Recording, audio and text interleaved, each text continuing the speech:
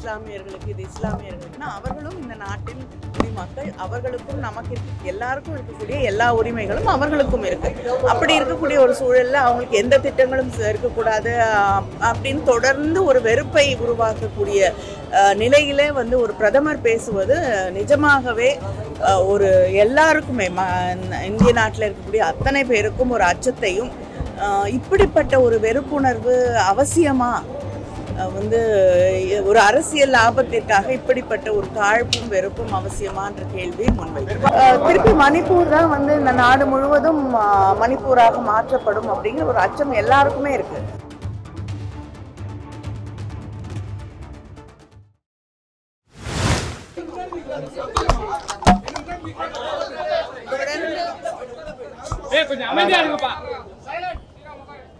தொடர்ந்து வந்து ஒரு மதத்தை சார்ந்தவர்களை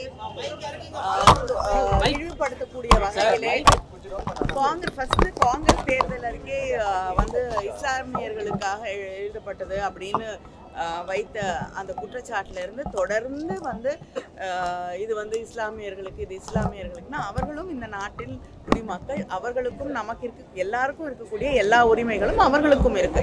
அப்படி இருக்கக்கூடிய ஒரு சூழல்ல அவங்களுக்கு எந்த திட்டங்களும் இருக்கக்கூடாது அப்படின்னு தொடர்ந்து ஒரு வெறுப்பை உருவாக்கக்கூடிய நிலையிலே வந்து ஒரு பிரதமர் பேசுவது நிஜமாகவே ஒரு எல்லாருக்குமே இந்திய நாட்டில் இருக்கக்கூடிய அத்தனை பேருக்கும் ஒரு அச்சத்தையும், இப்படிப்பட்ட ஒரு வெறுப்புணர்வு அவசியமா வந்து ஒரு அரசியல் லாபத்திற்காக இப்படிப்பட்ட ஒரு காழ்ப்பும் வெறுப்பும் அவசியமான்ற கேள்வி முன்வைக்கும்.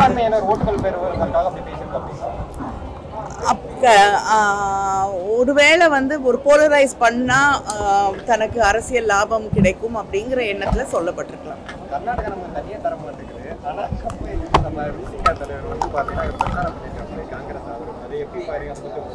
இல்லைங்க, இது கர்நாடகா தமிழ்நாடு பிரச்சனையாக எல்லாம் நம்ம பார்க்க முடியாது. அதை தாண்டி இந்த நாடு காப்பாற்றப்பட வேண்டும், இந்த வெறுப்பிலிருந்து இந்த நாடு பாதுகாக்கப்பட வேண்டும். அதுக்கப்புறம் தான் வந்து அடுத்த விஷயங்கள்லாம் நிச்சயமா நமக்கு தண்ணி வேணும், நமக்கும் அவங்களுக்கும் இஷ்யூஸ் இருக்கு, அதை யாரும் மறுதளிக்கல. ஆனா எல்லாத்தையும் தாண்டி இப்படிப்பட்ட ஒரு வெறுப்பு வந்து மனிதருக்குள்ள வந்து விதைக்கப்படும் போது திருப்பி மணிப்பூர் தான் வந்து இந்த நாடு முழுவதும் மணிப்பூராக மாற்றப்படும் அப்படிங்கிற ஒரு அச்சம் எல்லாருக்குமே இருக்கு. அதுல இருந்து மக்களை பாதுகாப்பது வந்து நிச்சயமாக அண்மை காலத்தில் ஒரு மாதத்துக்கு முன்பாக பள்ளிக்கரணையில் ஒரு ஆணவ கொலை நடைபெற்றது.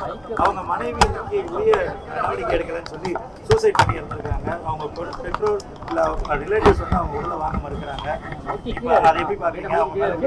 ஆணவ கொலைகள் வந்து நிச்சயமாக தடுத்து நிறுத்தப்பட வேண்டும். ஏற்றுக்கொள்ளவே முடியாத ஒரு சமூகத்தில் இருக்க மிக மோசமான ஒன்று ஆணவ கொலைகள். நிச்சயமா நடவடிக்கை எடுக்கணும். அதுல வந்து யாரும் வேறு கருத்துக்கள் இருக்க முடியாது. மிக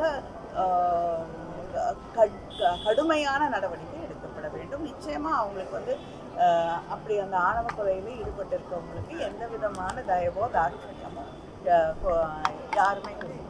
மேடம், தேர்தல் முடிவு எப்படி மேடம்?